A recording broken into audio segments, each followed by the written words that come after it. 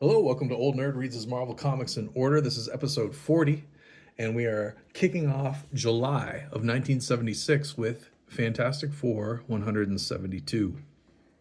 This issue picks up where the last one left off.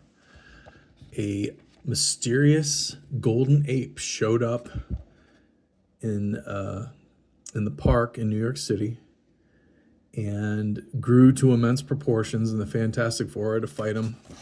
So in the first couple pages, we get a nice recap of all that.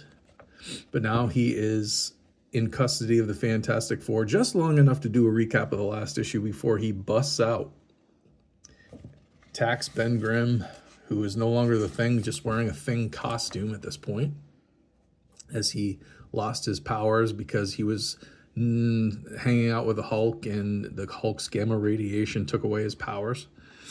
But Reed built him a new Thing costume so he could stay on the team. But this ape escapes the Fantastic Four, doing the same thing Power Man did a couple issues ago, steals the Fantastic car and takes off. And heads back to the park. He wants to get back to his spaceship. Of course, the Fantastic Four follow along in their old Fantastic car. Catch up with him just in time, follow him aboard his spaceship as he takes off. And they're not secured, so they're rattled around pretty good. I love this t-shirt section. I think my cousin had the Hulk, that Hulk t-shirt. Or maybe I had it and he passed it. I can't remember. I remember that t-shirt though. But I love the Stan Lee one. I love his hair. But yeah, the ship takes off. Fantastic Four get knocked around pretty good.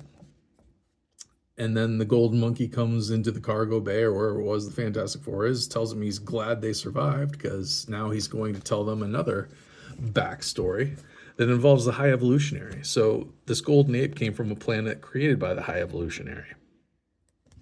He created Earth and Earth 2, and he wanted it to be a peaceful planet, but of course it couldn't be that way because living things fight.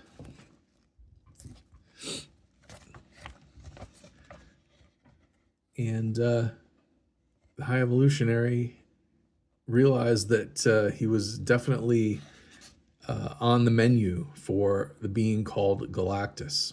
So he sent the Golden Monkey to Earth because he knows the Fantastic Four stopped Galactus before. So he's bringing the Fantastic Four to the High Evolutionary and Earth 2's rescue. Now, the Destroyer is now a herald of Galactus, so he's the one who's searched out this Earth 2. Great Mighty Marvel checklist. There's a few issues in here that I'll be reviewing soon. What do we got? Iron Man 88? I don't think I have that one, actually. But Marvel Team Up 47 I do, and that's a crossover with Marvel 2-in-1. The Thing's going to be in that one.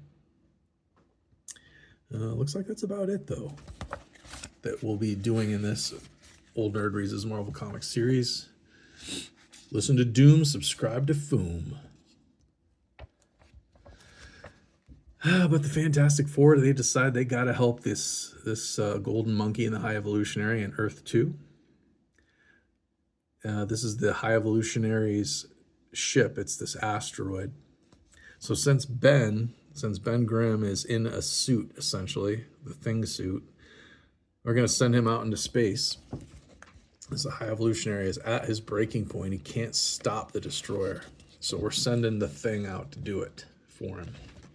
So they blast the Thing off into space. And of course, he takes on the Destroyer. Big fights in space ensue. This is a very interesting Marvel Bullpens page. Stan Lee's soapbox. He goes into the Rock Reflections of a Superhero album that I talked about before. Jonesy, you'll remember me showing you some of that. Yeah, he just basically is just he's just talking about this new album It was made by a producer, produced by Cash West Productions, who brought you Jim Croce, Henry Gross, and Crack the Sky. I've never heard of Henry Gross or Crack the Sky, but of course you've heard of Jim Croce. But Stan says that he narrates in between the songs. He does narration. Some of the songs are "No One's Got a Crush on Peter," "Peter Stays and Spider-Man Goes," and "Gwendolyn." Man, I've heard this stuff before, but I don't really remember it. I'm sure it's corny, or maybe it's awesome, but I'm pretty sure it's corny. Some of the advertisements here are really cool. Like right here, it's announcing that Jim Troubleshooter and Roger Sterno Stern are coming aboard Marvel. Jim Shooter is going to replace Chris Claremont, who is the editor for a bunch of stuff. And Chris Claremont now, since he's so busy writing, he's just going to be a freelance editor. So Jim Shooter takes over for Chris Claremont doing editing. And Roger Stern takes over the Marvel reprint magazines.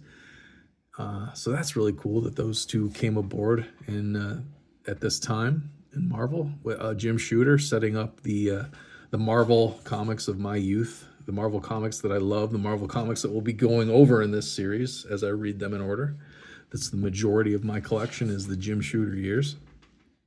They talk about Larry Hama, who started off just penciling, but he became more known as a writer. But they talk about him performing at the Winter Garden as an actor. Larry Hama did some acting. He was in an episode of MASH, but he's doing some Broadway acting here called Pacific Overtures.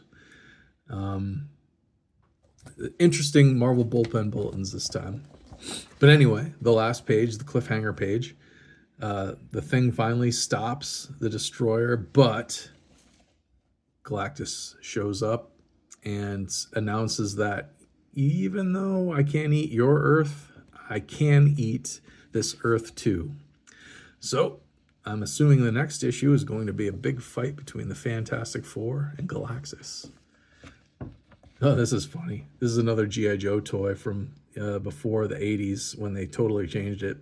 Eagle Eye G.I. Joe. I love how they point out like he can see real well. He's in a helicopter and he spotted Shooting Star and this villain called the Intruder. This is just a funny little cartoon to advertise these toys. It's interesting that they put these in comics, and then G.I. Joe ended up using comics to advertise their new toy line in the early 80s to great acclaim, written mostly by who we just discussed, Larry Hama. Hot stuff, monogram models. Those are cool. Everybody wanted models back in those days. I don't think anybody does models anymore, at least not very many people. But this was another cool issue.